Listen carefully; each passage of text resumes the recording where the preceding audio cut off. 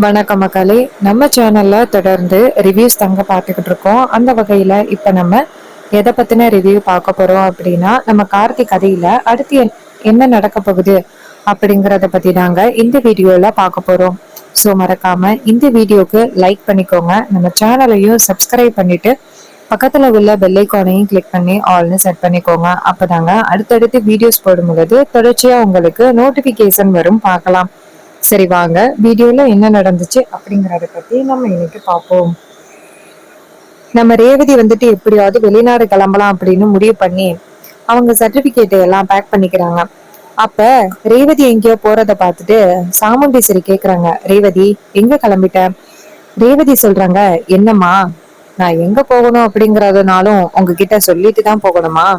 சாமுண்டீஸ்வரி சொல்றாங்க, இங்க பாரு, உனக்கு கல்யாணம் ஆகிட்டு, அதான் மாப்பிள்ள இருக்காருல்ல, இனிமே நீ அவர்கிட்ட கேட்டுடுதான் எங்க வேணாலும் போகணும். இது கேட்டதோட ரேவதி சொல்றாங்க, அம்மா, நீங்க பண்றது ரொம்ப மோசமா இருக்கு.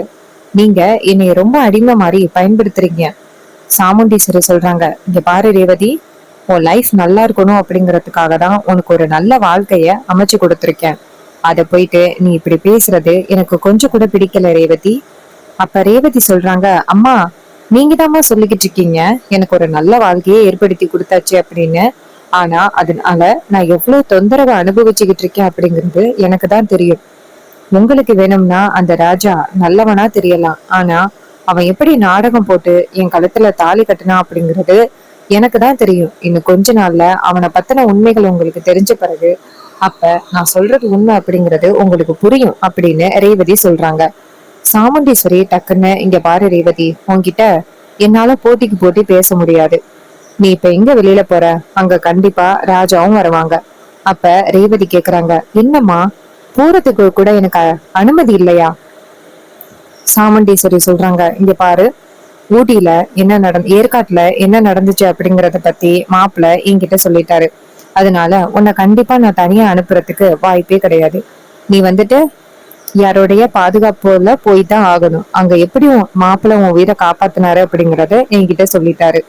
இது கேட்டதோட ரேவதி அதிர்ச்சி ஆகுறாங்க. என்னது, அங்க நடந்தத அப்படியே அந்த ராஜா சொல்லிட்டாரா? சாமுண்டீஸ்வரி சொல்றாங்க, ஆமா, உன்னை பாறையில இருந்து பிடிச்சு தள்ளி விட்டது, அப்ப டிரைவர் காப்பாத்தினது எல்லாத்தையுமே மாப்பிள்ள சொல்லிட்டாரு.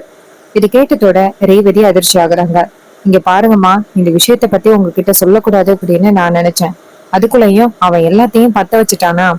சாமுண்டீஸ்வரி சொல்றாங்க, இங்க பாரு, நீ இனிமே எங்க போனாலும் மாப்பிள்ளையோட பாதுகாப்போட தான் நீ வெளியில போகணும் அப்படின்னு நேரா கார்த்திய கூப்பிடுறாங்க. மாப்பிள்ள அப்படின்னு கார்த்தி அந்த இடத்துக்கு வந்ததோட சாமுண்டீஸ்வரி ராஜாவை பார்த்து, மாப்பிள்ள, ரேவதிக்கு எங்கேயோ வெளியில போகணுமா, கூட்டிட்டு போயிட்டு வாங்க. கார்த்தியும் சரி அப்படின்னு சொல்லிட்டு ரேவதிய கூட்டிட்டு போறாரு. அப்ப ரேவதி கார்ல ஏறும் பொழுது ரேவதி கேக்குறாங்க, அங்க நடந்தது எல்லாத்தையுமே ஒண்ணு விடாம அம்மாட்ட ஒப்பிச்சிட்ட போல. கார்த்தி சொல்றாரு, இங்க பாருங்க ரேவதி, உங்களுக்கு எவ்வளவு பெரிய ஆபத்து நடந்திருக்கு, அத சொல்லாம இருக்க முடியுமா? அப்ப ரேவதி கேக்குறாங்க, இங்க பாரு, நான் உன்கிட்ட அப்பயே வார்ன் பண்ணிருக்கணும், இந்த விஷயத்த பத்தி அம்மா கிட்ட சொல்லாத அப்படின்னு. சொல்லாம இருந்தது என் தப்புதான். நீ பாட்டுக்கும் அம்மா கிட்ட உண்மையை சொல்லிட்ட. இப்ப இனிமே அம்மா என்னை எங்க அனுப்பணும்னாலும் உன் கூட தான் என்ன அனுப்புவாங்க. அதானே நீ பிளான் பண்ண? இது கேட்டதோட கார்த்தி சொல்றாரு, இங்க பாரு, உன் உயிருக்கு ஆபத்து இருக்கு. அந்த மாயாவில உனக்கு எப்ப வேணாலும் ஆபத்து வரலாம். அதனாலதான் நான் அத்தை கிட்ட சொன்னேன், இல்லைன்னா நான் சொல்லியிருக்க வேண்டிய அவசியம் என்ன? அப்ப ரேவதி, இங்க பாரு, இதுக்கு மேல நீ வாயை திறந்து பேசாத, டென்ஷன் ஆகிருவேன் அப்படின்ட்டு பேசுறாங்க. கார்த்தி கேக்குறாரு, அம்மா தாயே, எங்க போகணும்னு சொல்லுமா, கூட்டிட்டு போறேன். ரேவதி சொல்றாங்க, இங்க பாரு, பாஸ்போர்ட் ஆபீஸ்க்கு போ. கார்த்தி கேக்குறாரு, பாஸ்போர்ட் ஆபீஸ்க்கா? எதுக்காக அங்க போகணும்னு சொல்ற? ரேவதி சொல்றாங்க, எல்லாத்தையுமே உன்கிட்ட கண்டினியூஸா சொல்லிக்கிட்டே இருக்கணுமா? சொன்னாதான் கூட்டிட்டு போவ, இல்லைன்னா கூட்டிட்டு போக மாட்டியா? இது கேட்டதோட கார்த்தி சொல்றாரு, இங்க பாரு, அப்படி எல்லாம் இல்ல, நான் போறேன் அப்படின்ட்டு நேரா போறாங்க. இங்க போனதோட ரேவதி பாஸ்போர்ட் அப்ளை பண்றதுக்கு உள்ளார போறாங்க. கார்த்தி கிட்ட, இங்க பாரு, நீ உள்ளார வரக்கூடாது அப்படின்ட்டு ரேவதி அந்த இடத்துல இருந்து போறாங்க. போயிட்டு பாஸ்போர்ட் அப்ளை பண்றதுக்கு கேக்குறாங்க. ஆனா அவங்க உங்களுக்கு கல்யாணம் ஆகிட்டு இல்ல, அப்ப மேரேஜ் சர்டிபிகேட் கண்டிப்பா வேணும் அப்படின்னு சொல்லிடுறாங்க. இது கேட்டதோட ரேவதிக்கு ரொம்ப அதிர்ச்சி ஆகுது. என்னடா இது, இவங்க எப்படி சொல்லிட்டாங்களே அப்படின்ட்டு. அப்ப ரேவதி சேடா வெளியில வராங்க. கார்த்தி கேக்குறாரு, என்னாச்சு, பாஸ்போர்ட் அப்ளை பண்ணியாச்சா? ரேவதி சொல்றாங்க, இது மாதிரி பாஸ்போர்ட் அப்ளை பண்ணல, மேரேஜ் சர்டிபிகேட் வேணும் அப்படின்னு சொல்றாங்க. இது கேட்டதோட கார்த்தி சொல்றாரு, அதுக்கு என்ன, வாங்கிடலாமே. அப்ப ரேவதி சொல்றாங்க, இந்த கல்யாணமே எதுக்குடா அப்படின்னு நினைச்சுக்கிட்டு இருக்கேன், ஆனா அவங்க மேரேஜ் சர்டிபிகேட் கேக்குறாங்க, அதான் டென்ஷன் ஆகுது. கார்த்தி சொல்றாரு, இங்க பாரு, மேரேஜ் சர்டிபிகேட்டை நான் ரெடி பண்றேன், நீ வந்துட்டு பாஸ்போர்ட்டுக்கு ரெடி பண்ண. இது கேட்டதோட ரேவதி கேக்குறாங்க, என்ன, எனக்கு நீ ரொம்ப ஹெல்ப் பண்ற, ஹெல்ப் பண்ணா உன் மனசுல, என் மனசுல நீ இடம் பிடிக்கலாம் அப்படின்னு பிளான் பண்றியா? கார்த்தி சொல்றாரு, அம்மா தாயே, அப்படிப்பட்ட எண்ணம் எல்லாம் எனக்கு கிடையாது, ஜஸ்ட் உனக்கு ஹெல்ப் பண்ணணும் அப்படின்னு தான் நினைச்சேன். சரி, எதுக்காக பாஸ்போர்ட் ரெடி பண்ற? ரேவதி சொல்றாங்க, இங்க பாரு, அத பத்தி எல்லாம் நீ கேட்கணும் அப்படின்னு அவசியம் கிடையாது, நான் பாஸ்போர்ட் எதுக்கு வேணாலும் ரெடி பண்ணுவேன், அத பத்தி கேக்குறதுக்கு உனக்கு எந்த ரைட்ஸும் இல்ல. இது கேட்டதோட கார்த்தி சொல்றாரு, சரிம்மா நான் கேட்கல, பாஸ்போர்ட்டுக்கு அந்த மேரேஜ் சர்டிபிகேட் தானே வேணும், நான் அத்தை கிட்ட சொல்லி ரெடி பண்றேன். அப்ப ரேவதி சொல்றாங்க, இங்க பாரு, அதுதான் பிரச்சனையே, நீ வந்துட்டு அம்மா கிட்டே இத பத்தி சொல்லாத, அம்மா ஏன் எதுக்குன்னு கேட்பாங்க. இது கேட்டதோட கார்த்தியும், சரி ஓகே, அத்தை கிட்ட இந்த விஷயத்த பத்தி சொல்லல அப்படின்னு சொல்லி ஒத்துக்கிறாங்க. அதுக்கப்புறம் நம்ம ரேவதி நேரா கார்த்தி கிட்ட, சரி வா போகலாம் அப்படின்ட்டு வீட்டுக்கு கிளம்புறாங்க. இன்னொரு பக்கம் நம்ம கார்த்தி வந்துட்டு ரேவதிக்கும் அவருக்கும் நடந்த கல்யாணத்துக்காக சர்டிபிகேட் வாங்குறதுக்காக போறாரு. போயிட்டு நேரா அந்த சர்டிபிகேட்டை கொண்டாந்து ரேவதி கிட்ட கொடுக்குறாங்க.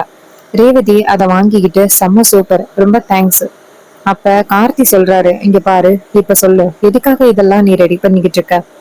ரேவதி சொல்றாங்க, உன்கிட்ட இருந்து நிம்மதியா இருக்கிறதுக்காக தான். கார்த்தி கேக்குறாரு, என்ன சொல்ற?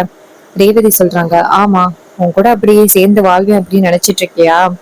கொஞ்ச நாள்ல எல்லாத்தையும் மறந்துட்டு நீ இழுத்த இழுப்புக்கு வருவேன் அப்படின்னு நீ நினைச்சுக்கிட்டு இருப்பியோ? இங்க பாரு, என் வாழ்க்கையோட முதல் எதிரி அப்படின்னு பார்த்தா அது நீதான். என்னைக்குமே நான் உன்னை மன்னிக்கவே மாட்டேன். உன் முகத்துல முழிக்கிறதுக்கு கூட எனக்கு விருப்பமே இல்லை. அம்மா கிட்ட சொன்னா கண்டிப்பா அம்மா இந்த பிளானுக்கு ஒத்துக்க மாட்டாங்க.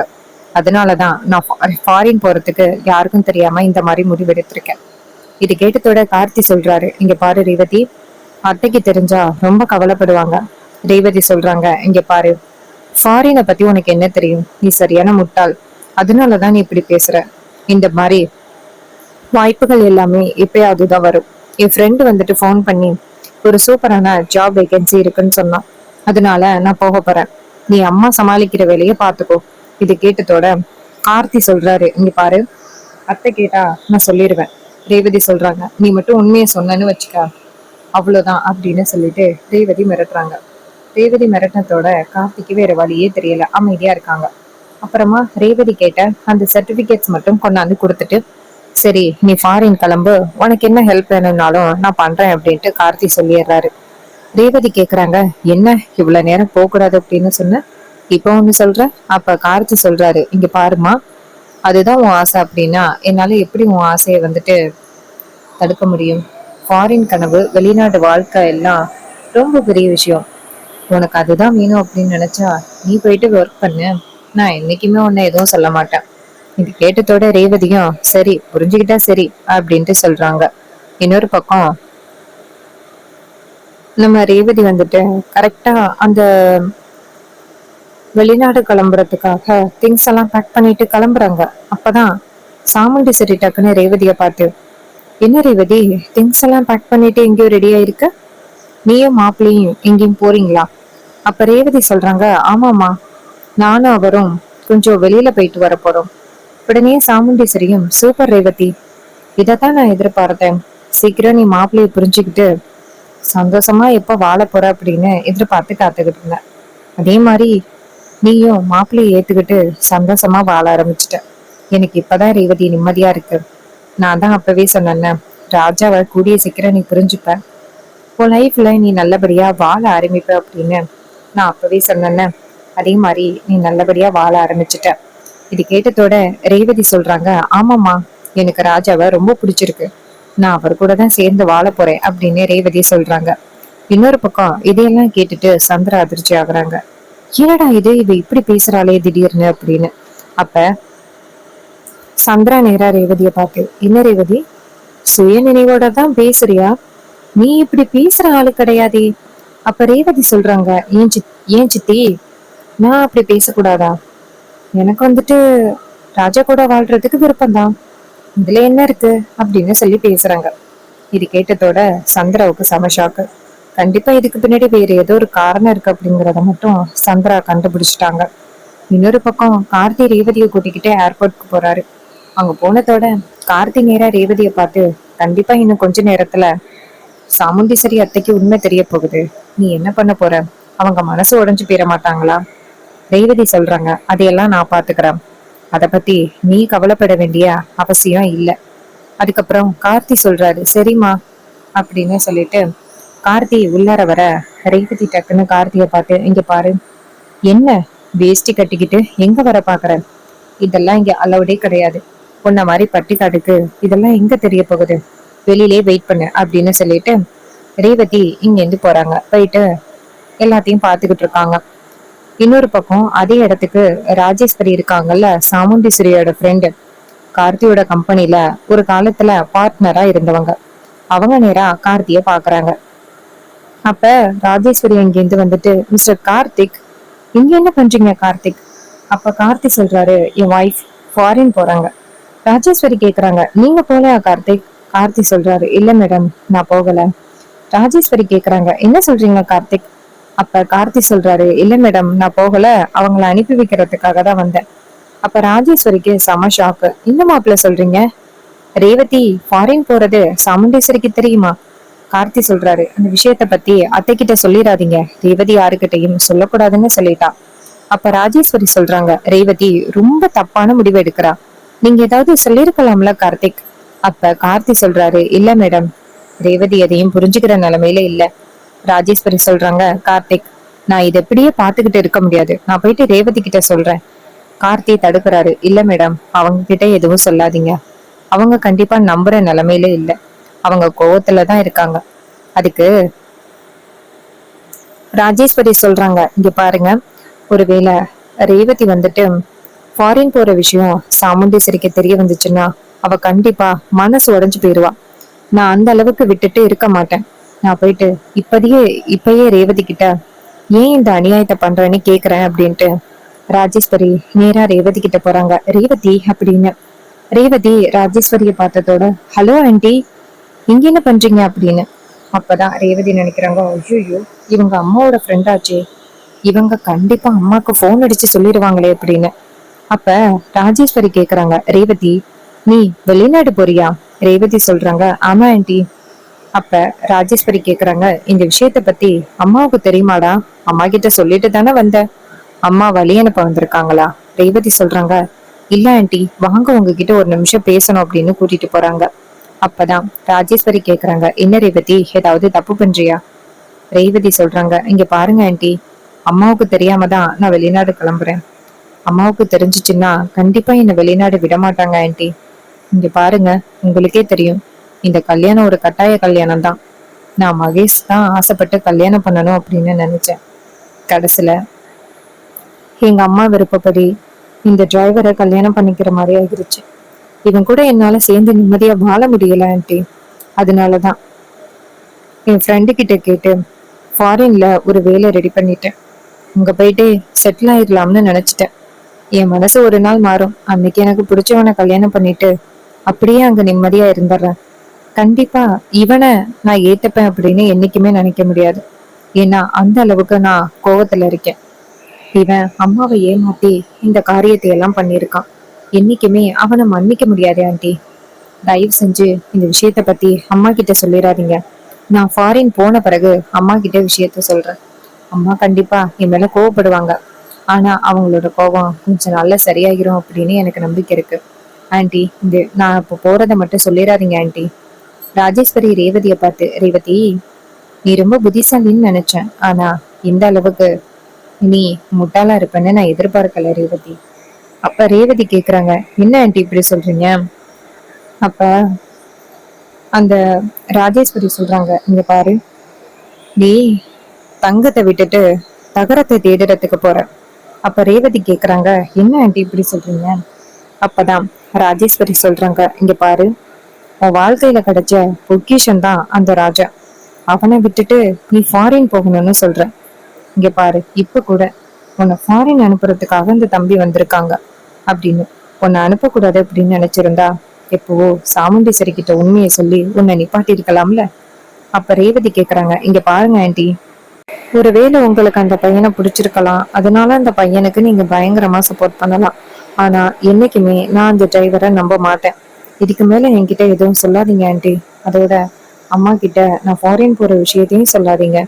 இது கேட்டதோட அந்த ராஜேஸ்வரி சொல்றாங்க, இங்க பாரு ரேவதி, நீ ரொம்ப புத்திசாலி பொண்ணுன்னு நினைச்சா இப்படியெல்லாம் இருப்பேன்னு நான் எதிர்பார்க்கல. இங்க பாரு, எந்த குடும்பம் ஒண்ணு சேரணும் அப்படின்னு நினைச்சியோ அந்த குடும்பம் ஒண்ணு சேர்றதுக்கு உன் கையில தான் ஒரு பெரிய சாவி இருக்கு. இது கேட்டதோட ரேவதி கேக்குறாங்க, என்ன ஆண்டி சொல்றீங்க? சாமுண்டீஸ்வரி நம்ம ராஜேஸ்வரி சொல்றாங்க, இங்க பாரு, உன் அப்பாவோட குடும்பமும் அப்பாவோட அப்பா குடும்பமும் ஒண்ணு சேராம இருக்குல்ல, இது எல்லாத்துக்கும் காரணம் உன் தாத்தா செஞ்ச சாதாரண தப்புனால தானே. அதுக்கு ரேவதி கேக்குறாங்க, இந்த விஷயத்த பத்தி உங்களுக்கு எப்படி ஆண்டி தெரியும்? ராஜேஸ்வரி சொல்றாங்க, இது எல்லாமே கார்த்தி தான் சொன்னாங்க. அப்ப ரேவதி சொல்றாங்க, யாரையோ கல்யாணம் பண்றதுக்கு பரமேஸ்வரியோட பேரன், என் பாட்டியோட பேரன் கார்த்தியை கல்யாணம் பண்ணியிருந்தா கூட பிரச்சனை முடிஞ்சிருக்கும். ஆனா எவனோ ஒருத்தனை கல்யாணம் பண்ணிருக்கனே, அதுதான் எனக்கு வேதனையா இருக்கு. ராஜேஸ்வரி கேக்குறாங்க, என்ன எவனையோ ஒருத்தனை கல்யாணம் பண்ணிருக்கியா? இங்க பாரு, பரமேஸ்வரியோட பேரன் ராஜ சேதுபதியோட பேரனை தான் நீ கல்யாணம் பண்ணிருக்க. இத்தனை நாளா இது தெரியாமலையா இருக்க? இது கேட்டதோட ரேவதிக்கு செம்ம ஷாக்கு. என்ன ஆண்டி சொல்றீங்க, உண்மையா சொல்றீங்களா? அப்பதான் ராஜேஸ்வரி சொல்றாங்க, ஆமா ரேவதி, நீ கல்யாணம் பண்ணிருக்கிறதே பரமேஸ்வரியோட பேரன் தான். அவன் தான் உன்னை வழி அனுப்புறதுக்காக வந்திருக்கான். அவ்வளவு நல்லவனை போயிட்டு நீ எப்படி மிஸ் பண்ணணும்னு நினைக்கிறேன்னு எனக்கு புரியல ரேவதி. இது கேட்டதோட ரேவதிக்கு ரொம்ப அதிர்ச்சி. இது எப்படி உங்களுக்கு தெரியும் அப்படின்னு ரேவதி கேட்க, அப்ப ரேவதி சொல்றாங்க, அதை கேட்டுட்டு ராஜேஸ்வரி சொல்றாங்க, இது எல்லாமே அந்த தம்பி தான் என்கிட்ட சொன்னாரு. அன்னைக்கு கல்யாணத்தன்னைக்கு வந்திருந்தேன்ன, அப்பவே அவர் யாரு அப்படிங்கிறது எனக்கு தெரியும். ஆனா அப்போதைக்கு நான் அவர்கிட்ட கேட்கல. ஆனா அந்த தம்பி என்னைக்குமே பொய் சொல்ற ஆளு கிடையாது. கம்பெனி விஷயத்துல கூட எந்த விதத்திலையும் பொய் சொல்ல மாட்டாரு. ஆனா இவ்வளவு பெரிய பொய் சொல்லிக்கிட்டு வேற பேர்ல எதுக்காக இங்க வந்து இருக்கணும் அப்படின்னு அவர்கிட்ட கேட்டேன். அப்ப அவரு இந்த விஷயத்த எல்லாம் சொல்றாரு. இது எல்லாம் கேட்டதோட எனக்கு ரொம்ப அதிர்ச்சி ஆகிட்டு. இந்த குடும்பம் ஒண்ணு சேர்றதுக்காக எவ்வளவு போராடுறாரு, எப்படி பணக்காரரா இருந்தவரு இங்க வந்து ஏன் இப்படி இருக்காருன்னு எனக்கு ரொம்ப ஆச்சரியமா இருந்துச்சு. எவ்வளவு பெரிய பணக்காரர் இந்த குடும்பத்துக்காக வந்து சாதாரணமா இருந்து இந்த குடும்பத்தை காப்பாத்துறதுக்காக வந்து இருக்காரு, ஒண்ணு சேர்க்கறதுக்காக அப்படின்னு நினைச்சு நான் ரொம்ப பெருமைப்பட்டேன். ஆனா உனக்கு இன்னும் புரியவே இல்லை இல்ல, அவரு ரொம்ப நல்லவரு. தயவு செஞ்சு நீ வெளிநாடு போற எண்ணத்தை விட்டுட்டு குடும்பத்தை ஒண்ணு சேர்க்கறதுக்கான வழியை பாரு. இது கேட்டதோட ரேவதி ரொம்ப அதிர்ச்சி ஆகுறாங்க. எவ்வளவு பெரிய பணக்காரன் எனக்காக வந்து இங்க இருக்காரா அப்படின்னு ரொம்ப அதிர்ச்சி ஆகுறாங்க. ஸோ இந்த எபிசோடு உங்களுக்கு எந்த அளவுக்கு பிடிச்சிருந்துச்சு அப்படின்னு மறக்காம கமெண்ட்ல சொல்லுங்க. இதே மாதிரி இன்னுமே அப்டேட்ஸ் வேணும்னாலும் நம்ம சேனலை சப்ஸ்கிரைப் பண்ணிட்டு பக்கத்துல உள்ள பெல் ஐக்கானையும் கிளிக் பண்ணி ஆல்னு செட் பண்ணிக்கோங்க. அப்பதாங்க அடுத்தடுத்து வீடியோஸ் போடும் பொழுது தொடர்ச்சியா உங்களுக்கு நோட்டிபிகேஷன் வரும், பார்க்கலாம். தேங்க்ஸ் ஃபார் வாட்சிங்.